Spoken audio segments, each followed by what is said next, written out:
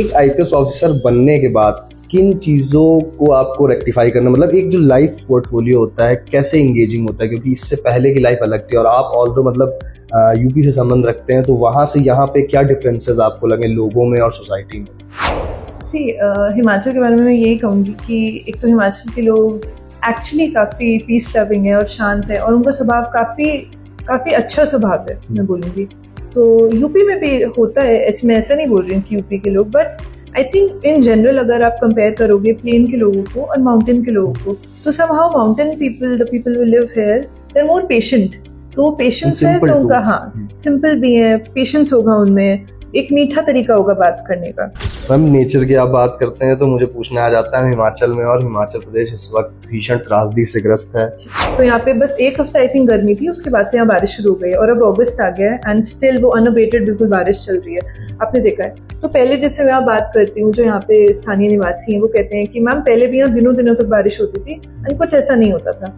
But I think अब जो intensity है रेनफॉल की, वो क्लाइमेट चेंज आप मान लो या फिर अनसाइंटिफिक तरीके से कंस्ट्रक्शन मान लो, जो एक रिवर का फ्लो है, अगर आप उस खड्ड में ही घर बनाओगे तो रिवर को फ्लो करने के लिए फोर्स तो चाहिए ना, उसको रास्ता तो चाहिए। तो nature will always take over. देश भर में हजारों बच्चे, लाखों बच्चे इस चीज के पेपर देते हैं और उनमें से 50% डिप्रेस हो जाते हैं। तो if I would ask you कि आप उनके लिए क्या सजेशन देना चाहेंगे, क्योंकि लोग तो बहुत कुछ इन्हें सजेस्ट करते हैं कि अच्छे इंस्टीट्यूशंस जाओ, माइंड पॉजिटिव रखो, but these all thing doesn't work on field, on ground. तो वो बच्चे कैसे इस चीज से निकले, मतलब कैसे, how to manage their depression? देखिए, मैं आपको जैसे मैंने बताया कि कॉलेज के बाद मैं पास आउट हुई, फिर मैंने कैट दिया, वो तो घर से ही, कॉलेज से ही दिया था, वहीं पे हॉस्टल से। एंड उसके बाद जब मैंने शिफ्ट किया वाजीराम में, तो मैं कुछ मंथ्स रही वहाँ पे, अपना ज्योग्राफी मेरा ऑप्शनल था, उसका कोर्स कंप्लीट किया। फिर जीएस में मैंने रियलाइज़ किया कि मेरा पूरा दिन तो कोचिंग में निकल रहा है, मैं पढ़ ही नहीं रही हूँ। तो I moved back home and वहाँ पे बाकी प्रॉब्लम्स होती हैं, पीजी वाला आपको तंग करता है, इट्स ऑल अबाउट मनी, वहाँ पे उनको हर चीज़ का परेशान रहते हो, there is no family. Himachal के पर्सपेक्टिव में क्या ऑप्शन, क्योंकि आपके पास ऑप्शंस भी होते हैं कि आप कहाँ जाना चाहेंगे स्टेट में, तो what was your reason to come here? So जब मैंने एग्जाम क्लियर किया तो हम ना एक डिटेल एप्लीकेशन फॉर्म भरते हैं, तो उसमें भी फिल चॉइसेस ऑफ स्टेट्स, तो जैसे कार्डर्स उसमें भरने होते हैं आपको, तो उसमें भी हिमाचल मेरी चॉइसेस में था। एंड हिमाचल आई थिंक एक बड़ा मोटिवेशन इसको अच्छी प्रायोरिटी पे रखने का ये था, पीसफुल स्टेट है, बहुत ही सुंदर स्टेट है एंड नेचर है यहाँ पे, घर के पास है, तो आई थिंक ये सब फैक्टर्स में। नमस्कार, स्वागत है आप तमाम दर्शकों का आज की इस चर्चा कम पॉडकास्ट में। मेरा नाम शिवांशु है और आज की हमारी मेहमान है आईपीएस मैडम अदिति सिंह।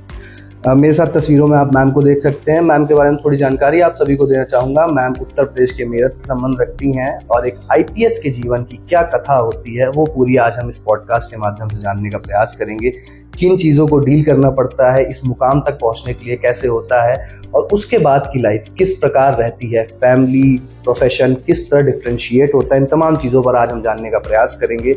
वहीं किस तरह मैम ने अपने जीवन की शुरुआट करी वो भी जानेंगे। सबसे पहले ma'am welcome to the show. Thank you. Ma'am, शुरुआती सवाल यही जानना चाहूँगा कि सबसे पहले कब आपको ऐसा लगा कि you should move towards IPS या यूपीएससी? सो मेरे दादाजी आरटीओ थे स्टेट सर्विसेज में, तो मेरे पेरेंट्स बहुत चाहते थे कि मैं सिविल सर्विसेज एक बार ट्राई करूँ एटलीस्ट, बिकॉज पढ़ाई में मैं ठीक थी, मतलब वो होता है ना कम एफर्ट से अच्छे मार्क्स आने वाले बच्चे एंड दिन में भी, तो उनका था कि ठीक है आप भी ट्राई करो। मैं कहा नहीं बहुत मेहनत है। सो कॉलेज के बाद मैंने इंजीनियरिंग करी, उसके बाद कंप्यूटर साइंस में, उसके बाद मैंने कैट का एग्जाम दिया, तो उससे मेरा आईएम शिलोंग में और जो भी न्यू आईएम्स होते हैं, आपका आईएम सिरमौर हो गया, त्रिची, जो भी हैं सब में हो गया था। बट मेरे मन में आया कि एक बार यूपीएससी एक बार ट्राई कर लेते हैं। तो फिर हाँ जी, तो फिर मैंने क्या किया, मैंने वाजीराम ज्वाइन किया, थोड़ी क्लासेस करी, तो मैंने कहा तो बहुत इंटरेस्टिंग है कि आप वही हिस्ट्री ज्योग्राफी जो मुझे बहुत पसंद था बचपन में वही दोबारा पढ़ते हो। तो ऐसे ही मेरी जर्नी स्टार्ट हुई। एक्चुअली मैंने सिलेबस पढ़ना शुरू किया और मुझे उसमें इतना इंटरेस्ट आ गया कि आई थॉट कि अब तो पार करके छोड़ेंगे इसको। मैम, अगर बात करें तो ये किस ईयर की बात है जब आपने इसमें इंटरेस्ट लेना शुरू किया, और उसके बाद मतलब अगर बात करें तो किस अटेम्प्ट में आपका, वाज इट द फर्स्ट और द सेकंड? नहीं, सो क्या हुआ कि जैसे ही मैं पास आउट हुई तो जब मैंने कैट दिया था तो तभी मैंने यूपीएससी ऐसे ही दे लिया कि चलो देख लेते हैं। तो उसको तो मैं अटेम्प्ट काउंट भी नहीं करूँगी क्योंकि वो तो कैट की तैयारी आप कर रहे थे ना, आपने ऐसे ही दे दिया। फिर उसके बाद मैंने एक साल अच्छे से पढ़ाई करी एंड एक बार दिया, तो कुछ ही मार्क्स से, आई थिंक 2-3 मार्क्स से मेरा प्रीलिम्स रह गया। तो बहुत डिजेक्शन हुआ क्योंकि वो पहला फेलियर जिसे आप कहते हो ना कि मार्क्स अच्छे आ जाते हैं, इंजीनियरिंग में भी ठीक मार्क्स आते थे एंड फिर जब एकदम से आपको एक फेलियर फेस करना पड़ता है कि अब आपने बैकअप भी छोड़ दिया, आप कैट के लिए भी नहीं गए एंड आपके फ्रेंड ने अर्न करना शुरू कर दिया, सारे फ्रेंड्स ने, तो फिर मुझे लगा कि थोड़ा डिप्रेशन सॉर्ट ऑफ हुआ कि यार ये क्या हो गया, एकदम शॉक लगा बहुत बड़ा। तो उसके बाद फिर आई स्टार्टेड अगेन एंड फिर उस अटेम्प्ट में fortunately I cleared all prelims, mains and interview. Ma'am जैसे आपने अभी कहा कि फर्स्ट डाउनफॉल के बाद डिप्रेशन होता है, आज मतलब नॉट ओनली हिमाचल, पूरे देश भर में हजारों बच्चे, लाखों बच्चे इस चीज़ के पेपर देते हैं और उनमें से 50% डिप्रेस हो जाते हैं। तो if I would ask you कि आप उनके लिए क्या सजेशन देना चाहेंगे, क्योंकि लोग तो बहुत कुछ उन्हें सजेस्ट करते हैं कि अच्छे इंस्टीट्यूशंस जाओ, माइंड पॉजिटिव रखो, but these all thing doesn't work on field, on ground. तो वो बच्चे कैसे इस चीज़ से निकले, मतलब कैसे, how to manage their depression? देखिए, मैं आपको जैसे मैंने बताया कि कॉलेज के बाद मैं पास आउट हुई, फिर मैंने कैट दिया, वो तो घर से ही, कॉलेज से ही दिया था, वहीं पे हॉस्टल से। एंड उसके बाद जब मैंने शिफ्ट किया बाजीराम में, तो मैं कुछ मंथ्स रही वहाँ पे, अपना ज्योग्राफी मेरा ऑप्शनल था, उसका कोर्स कंप्लीट किया।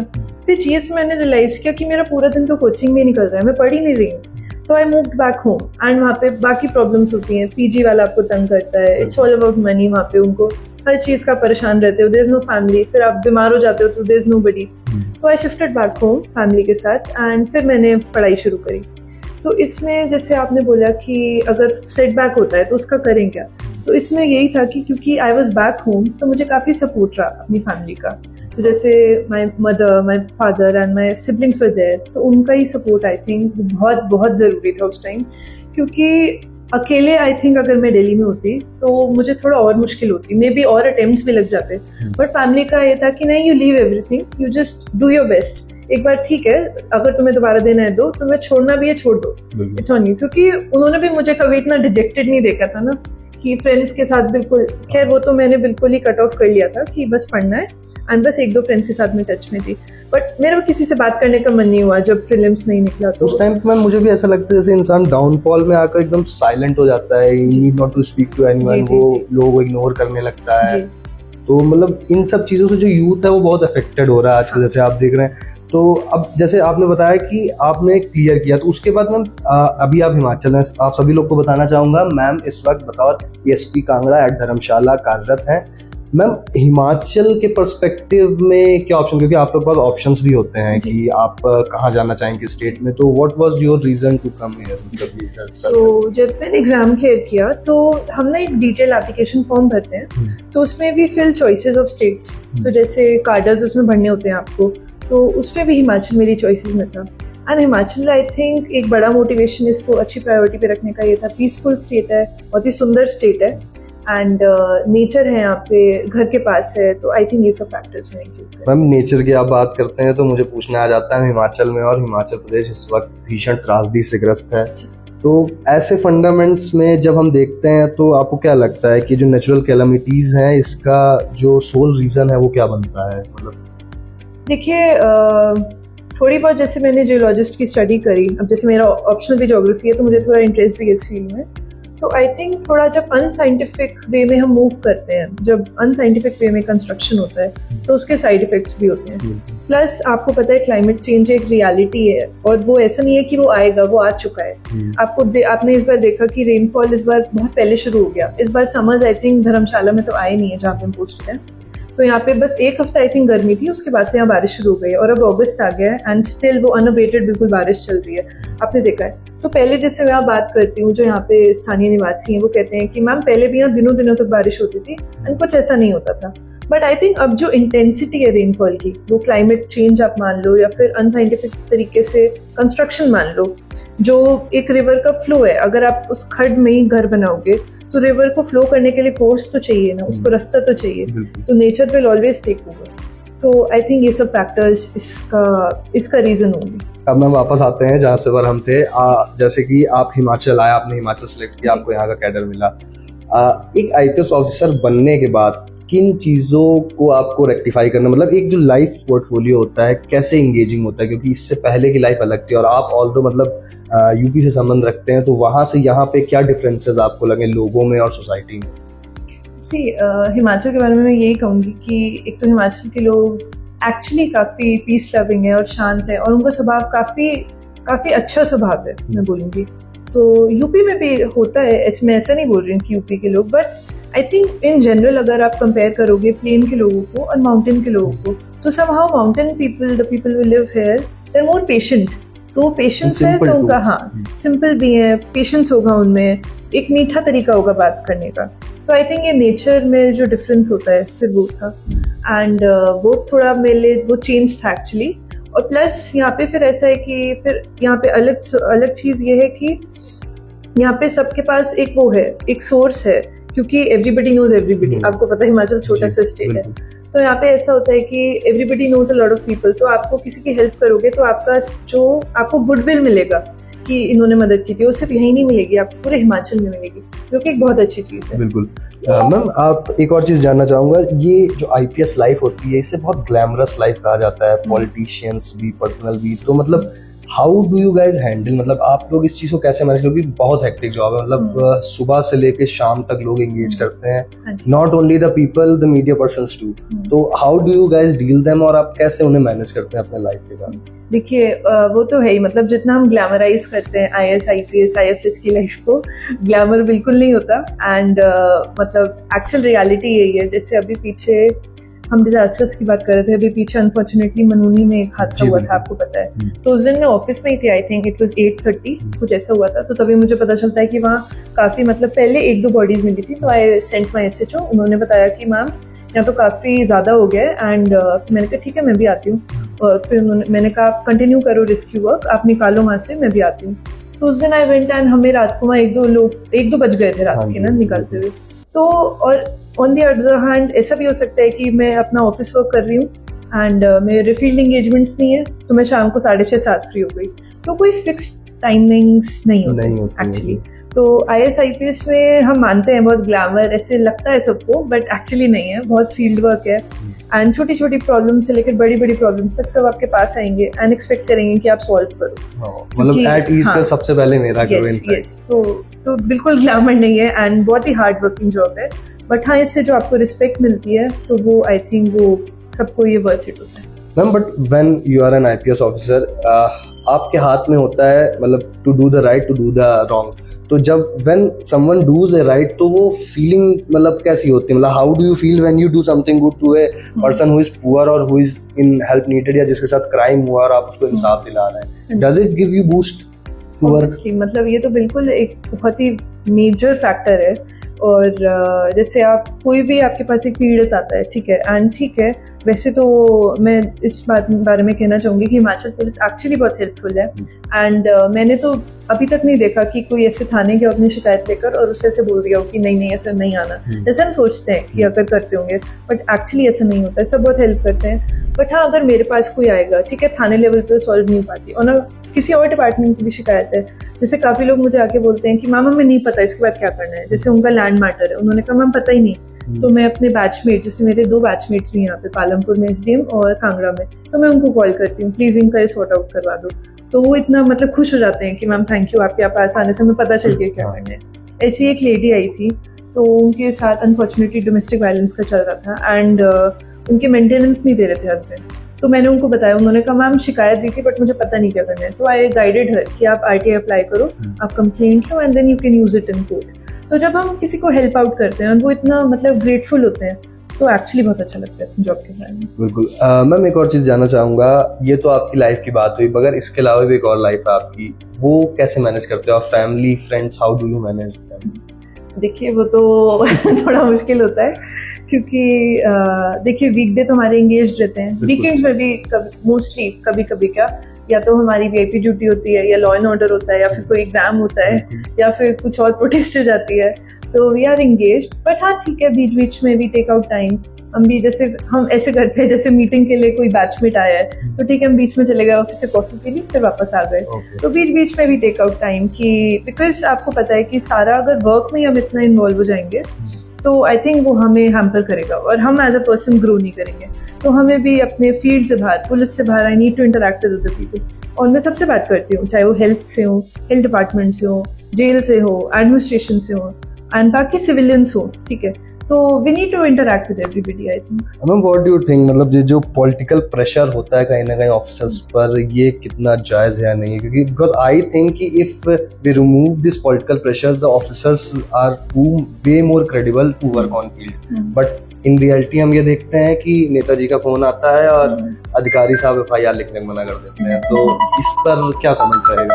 देखिए इसमें मैं ऐसा कहूँगी कि देखिए पब्लिक रिप्रेजेंटेटिव्स का मतलब ही ये है कि वो अपना जो एरिया है उसकी जनता को रिप्रेजेंट करते हैं, ठीक है। तो आई थिंक अगर उनके पास कोई जा भी रहा है अपनी शिकायत लेकर एंड वो हमें बता रहे हैं, तो अगर वो जेन्युइन है तो उसमें कोई बुराई नहीं है करने में। अगर जेन्युइनली किसी को कोई शिकायत है एंड वो कह रहे हैं कि इसकी सुनवाई नहीं हो रही, तो उसको हेल्प करने में अच्छी बात ही है ना, कि वो चलो हमारे पास नहीं आ रहा, वो अपने लोकल जो उनके रिप्रेजेंटेटिव है उनके पास चला गया, ठीक है। बट हाँ आई थिंक थोड़ा बायसनेस भी होती है कुछ में, बट ठीक है, we have to deal with it क्योंकि वो जॉब का पार्ट है। मैम एक और पार्ट इसमें पूछना चाहूँगा, कई बार ऐसा भी होता है कि पॉलिटिशियंस रॉन्ग प्रोपोगेंडा के तहत मतलब उसको प्रेशराइज करा रहे होते हैं, जिस वजह से अनअवेयरनेस है लोगों में। जब लोग अवेयर नहीं है कि हमें किस चीज़ पे कंप्लेन करनी, शायद कहीं ना कहीं वो इस वजह से हो। तो आपको क्या लगता है कि कहीं ना कहीं इस अवेयरनेस को भी पुश करने की ज़रूरत है सोसाइटी में अभी? देखिए हिमाचल की मैं अगर बात करूँ तो आपको जैसे आपको भी पता होगा यहाँ लिटरेसी रेट्स काफ़ी ठीक है, तो आई थिंक मोर और लेस यहाँ पे लोगों को पता रहता है कि क्या सही है और क्या गलत, जितना मैंने हिमाचल में अब तक देखा। हाँ ठीक है, कुछ लोग होते हैं और वो हर जगह होते हैं जो बिल्कुल ही नाजायज़ बात करेंगे, जो बिल्कुल ही लीगल बात करेंगे, उनको मैं हटा देती हूँ। बट मोस्टली मैंने भी यहाँ देखा है, जैसे अगर आप अभी पब्लिक रिप्रेजेंटेटिव्स की बात कर रहे थे, तो आई थिंक 99% टाइम आपको कॉल करेंगे तो एक जायज़ काम के लिए करेंगे कि उसमें किसी का अच्छा ही हो रहा होगा, ठीक है। तो उन कामों को करने के लिए हाँ कभी भी बुराई नहीं है फिर, और गलत काम हम करेंगे नहीं क्योंकि वो अगेंस्ट लॉ हो जाएगा। अब मैं कुछ चीज़ें मैं हिमाचल के कंटेक्स्ट में जानना चाहूँगा। आप धर्मशाला में हैं इस वक्त, और धर्मशाला की बात करते हैं तो धर्मशाला के की इश्यूज़ में आते हैं, सबसे पहले मैक्लोडगंज आ जाता है जहाँ पे फॉरेन टूरिज्म काफ़ी है जी। तो आपको क्या लगता है फॉरेन टूरिज्म जो है वो किस एक्सटेंट तक सेफ है यहाँ? क्योंकि हम देखते हैं कि लगभग 10 से 12 फॉरेनर्स की मौत लास्ट 2 ईयर्स या 3 ईयर्स में हो जाती है यहाँ, किसी न किसी सोशल मतलब नेचुरल कारण से हो जाती है, मगर हो जाती है। तो हाउ हम इससे कैसे बचे, क्योंकि कहीं ना कहीं एक इमेज को भी डैमेज कर रहा है हिमाचल और धर्मशाला की। तो आपके क्या व्यूज हैं इसमें? देखिए मुझे यहाँ आए 5-6 महीने हुए हैं, तो मैं अगर उस डेटा को लूँ एज अ बेस, तो मैं आपको बताऊंगी कि जैसे मैक्सिमम डेथ्स हमारी हुई होंगी या तो पैराग्लाइडिंग से, एडवेंचर स्पोर्ट से, जिसमें हमेशा ये एक रिस्क का एस्पेक्ट रहता है। उसमें तो इंडियंस की भी हुई है एंड फॉरेनर्स की भी हुई है, बहुत ही अनफॉर्चुनेट है, बट एडवेंचर स्पोर्ट में हमेशा एक रिस्क रहता है। उसमें हम यही कर सकते हैं कि जो एक्चुअली पैराग्लाइडिंग हो रही है वो लीगल हो, ये सब रजिस्टर्ड पायलट्स हो, एंड आप चेक कर रहे हो कि जिसके साथ में उड़ान भर रहा हूँ वो एक्चुअली रजिस्टर्ड है या नहीं, उसके पास एक्सपीरियंस कितना है, ठीक है, एंड वो मॉनिटर्ड है या नहीं, ये सब। दूसरा मैंने यहाँ देखा एक्चुअली यहाँ पे हेल्थ टूरिज्म भी है, तो जो यहाँ पे थोड़ा बुद्धिज्म से रिलेटेड है, कैंसर रिसर्च है, तो उसमें भी बुजुर्ग आते हैं। मैंने देखा हेल्थ वीजा पर यहाँ काफ़ी लोग आते हैं, तो एक उनका भी एक फैक्टर है कि वो स्टेज में होते हैं कि उनकी अगर वो डेथ हो जाती है तो नेचुरल कॉजेज से होती है। बाकी आई थिंक डेथ भी पार्ट ऑफ लाइफ, आपको पता है, अगर नेचुरल कॉजेज से हो रही है तो उसको वी कैन नॉट जज। मैम वहीं बात करें तो आप एक महिला हैं और आप एक IPS अधिकारी भी हैं, ये सवाल आपसे पूछना बेहद इम्पोर्टेंट है कि हिमाचल प्रदेश में महिलाओं के ऊपर क्राइम जो है वो क्राइम रेट बढ़ता जा रहा है। लास्ट 6 महीने में हम देखें तो लगभग 10 मामले ऐसे जो है वो सोशल मीडिया पे भी वायरल हैं और FIR में भी वायरल हैं। तो कहीं ना कहीं उनको कैसे टेक केयर हम कर सकते हैं? और जब बात आती महिला सुरक्षा की तो लोग बूस्टेड होते हैं, लोग उनके लिए आवाज़ उठाना चाहते हैं, मगर ऑन ग्राउंड जब हम देखेंगे तो वो महिला के साथ अभी भी डोमेस्टिक वायलेंस हो रहा है घर में, वो सड़कों पे रात में ट्रैवल कर रही तो उनके पीछे अभी वो 4 गंदी नज़रें उसके पीछे हैं। तो ये सोसाइटियल इम्पैक्ट जो है एक, इसको कैसे चेंज करेंगे और ये जो बढ़ता जा रहा है इसको कैसे कंट्रोल करेंगे आपकी बात में? देखिए crime I think in general rise हो रहा है, क्योंकि आप देखेंगे एक तो इंटरमिंगलिंग अब बहुत है, अब कोई भी एरिया अनटच्ड नहीं है, ठीक है। मैं जिस आपसे बात करूंगी कि एंड आपके माध्यम से मैं बोलना भी चाहूंगी व्यूअर्स को कि जैसे पॉक्सो केसेस हमने देखा है बढ़ रहे हैं। पॉक्सो केसेस मतलब सेक्सुअल क्राइम्स अगेंस्ट चिल्ड्रन, है ना, वो बढ़ रहे हैं। तो उसका ये बहुत सारी ये स्टडीज हुई हैं, वो ये कि उसका एक रीज़न है कि जो आजकल इंटरनेट की अवेलेबिलिटी है हर जगह है। आपको पता है एक छोटे से गांव में भी हर कोई फ़ोन लेके बैठा है, ठीक है, तो अब कोई फिल्टर तो है नहीं। अब 14 साल का बच्चा भी वही चीज़ देख रहा है, एक 60 ईयर ओल्ड एक बुजुर्ग आदमी भी वही देख रहा है। तो जब आप ये नेगेटिव कंटेंट देखते हो तो I think it alters you and आप इतना इम्यून हो जाते हो कि आपको लगता है ये चीज़ तो नॉर्मल है, ठीक है। एंड हम देख रहे हैं कि abuse at the hands of ये फैमिली मेम्बर्स भी बढ़ रहा है। तो इसके लिए ये है कि थोड़ी अवेयरनेस होता है एंड आपको थोड़ा मॉनिटर करने की ज़रूरत है कि आपका बच्चा या बच्ची, स्पेशली अगर वो बिलो 18 ईयर्स है, तो वो कर क्या रहे हैं फ़ोन में, वो क्या व्यू कर रहे हैं, उनकी संगति क्या है, किसके साथ वो फ्रेंड्स हैं, तो ये थोड़ा मॉनिटर करने की ज़रूरत है। ऑल्दो मैम इंडियन गवर्नमेंट ने या विभिन्न स्टेट गवर्नमेंट पे बोले तो उन लोगों ने काफ़ी ऐप्स और इस तरीके की वेबसाइट्स जो हैं जो इलीगल थे या जिन पे कुछ अभी ऐसी गतिविधियां होती हैं उन पर रोक लगा रखी है। बट कहीं ना कहीं एक ये भी पॉइंट आता है कि अभी भी बहुत वास्टली ये चीज़ें पब्लिश हो रही हैं, चाहे वो सोशल मीडिया प्लेटफॉर्म्स की बात करें या ईजी लिंक्स की बात करें। तो मतलब इन चीज़ों पर कैसे रोक लगाई जा सकती है? क्या गवर्नमेंट को कोई एक्शन लेना चाहिए या सोसाइटी में एक ऐसी अवेयरनेस होनी चाहिए जिससे यूथ जो है इसमें डैमेज ना हो? क्योंकि आज का यूथ या तो एक्सप्लिसिट कंटेंट देख रहा है या तो वो ड्रग्स के शिकंजे में है, वो पढ़ाई और खेलकूद से में तो है ही नहीं, दूर ही चला गया है। जैसे इसमें आई थिंक हमें मल्टी प्रोंग अप्रोच चाहिए, हमें काफ़ी चीज़ें एक साथ करनी पड़ेंगी। तो एक तो जैसे कि ठीक है गवर्नमेंट इज मॉनिटरिंग एंड वो थोड़ा बैन लगा रहे हैं, वो ठीक भी है क्योंकि ये कंटेंट बिल्कुल ओपनली अवेलेबल था। बट हाँ, इसके साथ साथ हमें और क्या करने की जरूरत है, हमें जो हमारे एजुकेशन इंस्टीट्यूट्स हैं तो उसमें हमें आई थिंक सेक्स एजुकेशन का कोई कंपोनेंट चाहिए। स्कूल्स में भी आई थिंक बहुत छोटे बच्चों को नहीं, 9th above को आपको थोड़ा सा बताना पड़ेगा कि बेसिक्स जो होते हैं कि ठीक है क्या सही है, क्या कंसेंट होता है। 18 ईयर्स से बिलो अगर आप ये करते हो तो वो इलीगल है, वो क्राइम है इंडियन लॉ में। तो ये सब एटलीस्ट अगर उनके माइंड में, अगर किसी के माइंड में ये रहेगा कि अगर मैं ऐसे किसी के साथ कर देता हूँ तो मुझे जेल हो सकती है, तो आई थिंक वो थोड़ा हैम्पर करेगा। प्लस इसमें पेरेंट्स को भी इन्वॉल्व होने की बहुत ज़रूरत है, उनको अपने किड्स को मॉनिटर करने की बहुत ज़रूरत है। मैंने देखा है कि आप चलिए वर्किंग पेरेंट्स को तो हम जैसे कहते थे कि ठीक है वो ध्यान नहीं देते, बट वर्किंग पेरेंट और नॉन वर्किंग पेरेंट का आजकल फ़र्क ही नहीं रह गया क्योंकि सब लोग अपनी लाइफ में इतने व्यस्त हैं। पेरेंट्स खुद आजकल फ़ोन नहीं छोड़ते हैं, आपको देखा है।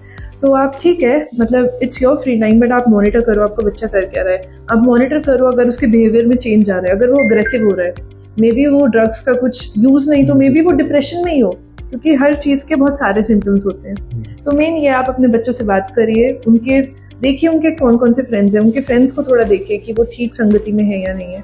तो आई थिंक इसमें पेरेंट्स, टीचर्स, गवर्नमेंट सबको एक मल्टी प्रोंग्ड अप्रोच चाहिए एंड सबको इसमें भागीदारी करनी पड़ेगी। मैम एक और सवाल आता है हिमाचल कंटेक्स्ट में, जैसे मैंने कहा ड्रग्स का संयम हो तो एक दो तरीके के हैं। एक तो है जो सिंथेटिक है जो लोग डेवलप कर रहे हैं, जिनकी ओरिजिन्स जम्मू, पंजाब और कई जगह से बताई जाती है। फिर एक थोड़ा और आ जाता है जो होता है लोग कहते हैं कि वो तो यहीं से उग रहा है, हरी घास है।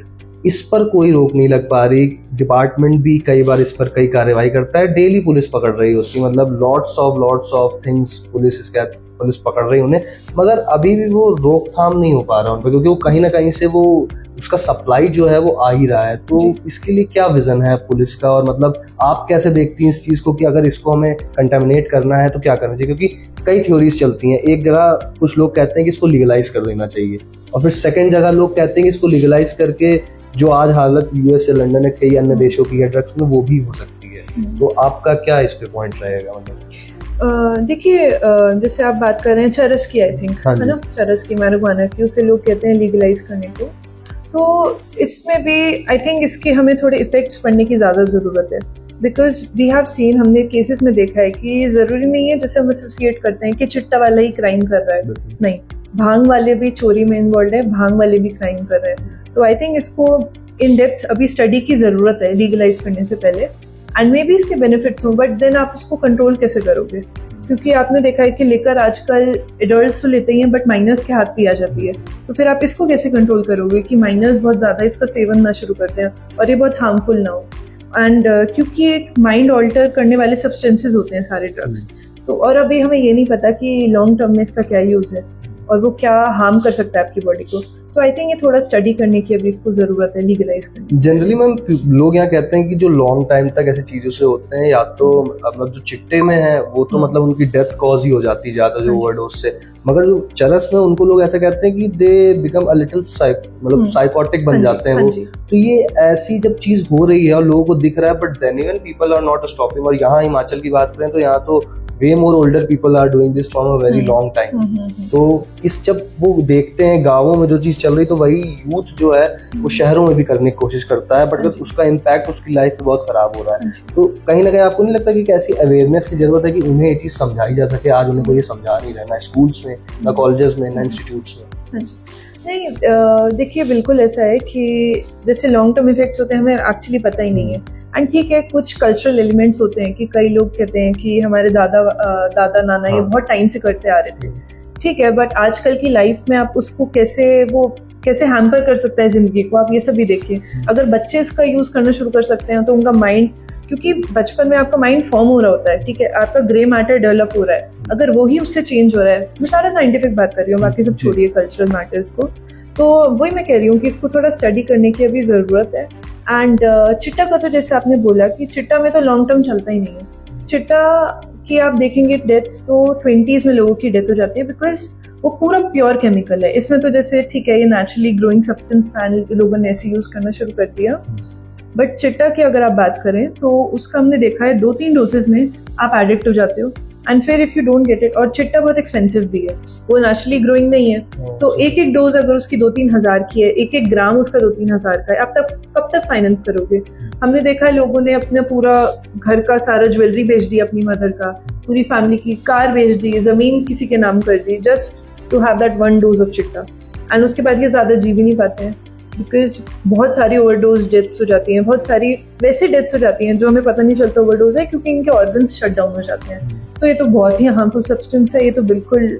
और इसी में आई थिंक सीएम सर का विजन भी है कि उन्होंने पंचायत लेवल से इसको शुरू करने की कोशिश की है, कि पंचायत लेवल से ये मॉनिटर करेंगे कि कौन सेवन कर रहा है, और अगर वो सिर्फ कंज्यूमर है हम उसको रिहैब सेंटर भेजने की जरूरत करेंगे कि वो ठीक हो जाए, एंड उसको अक्यूज्ड भी नहीं बनाएंगे। हाँ, बट जो सप्लायर्स हैं उनके खिलाफ बहुत ही सख्त कदम उठाने के लिए सर ने निर्देश दिए हैं, तो वही हम सब फॉलो भी करेंगे। मैम, इसी के रिगार्डिंग एक और चीज़ जानना चाहूँगा। आपने कहा कि सीएम सर का भी विजन है, और वहीं देखते हैं तो पुलिस जो है वो भी इस पर काम कर रही, बड़े बड़े जितने भी हमें पता चलता है, कई बार हमें आप लोग की तरफ से प्रेस नोट्स आते हैं सीजर के और इन सब चीज़ों के, तो उनमें लोग जो हैं जो ऐसे ड्रग पेडलर्स हैं या डीलर्स हैं, उनके घर तक भी जो है वो कस्टडी में लिए गए, उनको नीलामी की जो प्रोसेस है वो चलाई जा रही। वेल, ये जो एक पॉइंट उठाया गया, ये जो कदम उठाया जा रहा है, ये किस कंटेक्स्ट में उठाया जा रहा है, इससे क्या बेटरमेंट फ्यूचर में होने वाली है? देखिए, इनिशियली हमने देखा कि अगर जैसे हम एनडीपीएस केस देते थे किसी के अगेंस्ट, वो कुछ महीने तक जाता था जेल की कस्टडी में, एंड थर्ड टाइम में तो बाहर आ जाता था, वो बेल आउट होके वो फिर से वही काम कर रहा था, और वो खुद तो कर ही रहा था, वो आसपास के उसके नेबर्स हो गए, उसके फैमिली मेंबर्स हो गए, सबको इसी में इन्वॉल्व कर रहा था। तो हमने ऑब्जर्व किया कि जो ड्रग पेडलर्स थे, इंस्टेड ऑफ कि ये रुके जेल जाने के बाद, इनकी तो प्रॉपर्टी बढ़ती जा रही थी, अवैध तरीके से इनकी संपत्ति इंक्रीज हो रही है, इनकी गाड़ियाँ इंक्रीज हो रही हैं, ठीक है। तो उसको रोकने के लिए हमने ये फाइनेंशियल इन्वेस्टिगेशन इसमें शुरू करा है, और जो कि जिला कांगड़ा ने भी इसमें काफ़ी सक्सेसफुल वो उसमें भूमिका निभाई है, एंड हमने इसमें ऑलमोस्ट 2-3 करोड़ की प्रॉपर्टीज अभी सीज करी है 2 पेडलर्स की। तो इससे ये होता है कि हम उनकी जड़ पे अटैक कर रहे हैं, क्योंकि उनका जो प्रॉपर्टी, ज्वेलरी, गाड़ियाँ सब सीज हो जाएगा, तो वो बिल्कुल बेस से स्टार्ट करेगा। तो इससे ये फॉर्चुनेटली हमारे लिए ये कदम इसमें हेल्पफुल रहेगा कि थोड़ा टाइम लगेगा, वो चेन टूट जाएगी, एंड ये होपफुली ये इन सब गतिविधियों को छोड़ भी देंगे। मैम, लास्ट चीज़ आपसे जानना चाहूँगा, आप अपने कंटेक्स्ट में, जैसे आपने बताया कि ऑलरेडी 5-6 मंथ्स आप यहाँ सर्व हैं, तो काफ़ी चीज़ें आपने यहाँ नोटिस करी होंगी यहाँ की सोसाइटी में और यहाँ के एनवायरनमेंट। ऐसी क्या चीज़ें आपको लगती हैं जिनमें आप आगे यहाँ सुधार करना चाहेंगे, जिनके लिए आपके पास एक विज़न है कि मतलब पहले तो आप मुझे बता चुके हैं वुमेन सिक्योरिटी और ड्रग्स को लेकर, और क्या चीज़ें आपको ऐसी दिखती हैं जिन पे आप आगे और सुधार करने का प्रयास करने वाली हैं? जी, देखिए, प्रायोरिटी तो हमारी ड्रग्स ही रहेंगे, क्योंकि उसमें हम देख रहे हैं कि यूथ बहुत ज़्यादा इन्वॉल्व हो रहा है, एंड वो रोकने के लिए कि जैसा काफ़ी कुछ स्टेट्स में ऐसा हुआ है कि बिल्कुल एक जनरेशन ख़त्म हो गई है, तो हम कोशिश करेंगे कि पूरी कोशिश करेंगे कि हिमाचल के साथ ऐसा ना हो, एंड यहाँ का यूथ इन सब गतिविधियों में जाने के बजाय अच्छी गतिविधियों में, स्पोर्ट्स में जाए, पढ़ाई करे, अनसक्सेसफुल हुए उसमें करेंगे, बाकी वुमेन सेफ्टी जैसा आपने बताया। इसके अलावा मैं कोशिश करूँगी कि जो हमारा एक कंट्रोल रहता है, क्राइम कंट्रोल कैसे रहता है, जैसे मॉनिटर होगा, हमारी पेट्रोलिंग चलेगी, हमारा ट्रैफिक में सुधार होगा, तो ये बेसिक लॉ एंड ऑर्डर हम कोशिश करेंगे कि जो यहाँ पे पब्लिक है उनको कम से कम असुविधा हो और वो खुशी से अपने स्टेट में रहें। तो ये थे हमारे साथ आईपीएस मैडम अदिति सिंह। मेरा नाम शिवांशु है, और आज की इस पॉडकास्ट कम चर्चा में हमारी मेहमान थी अदिति मैम। इन्होंने काफ़ी चीज़ें हमारे बीच साझा करी, किस प्रकार आपको ये चर्चा लगी कमेंट बॉक्स के माध्यम से बताइए। आप सभी का जुड़ने के लिए धन्यवाद।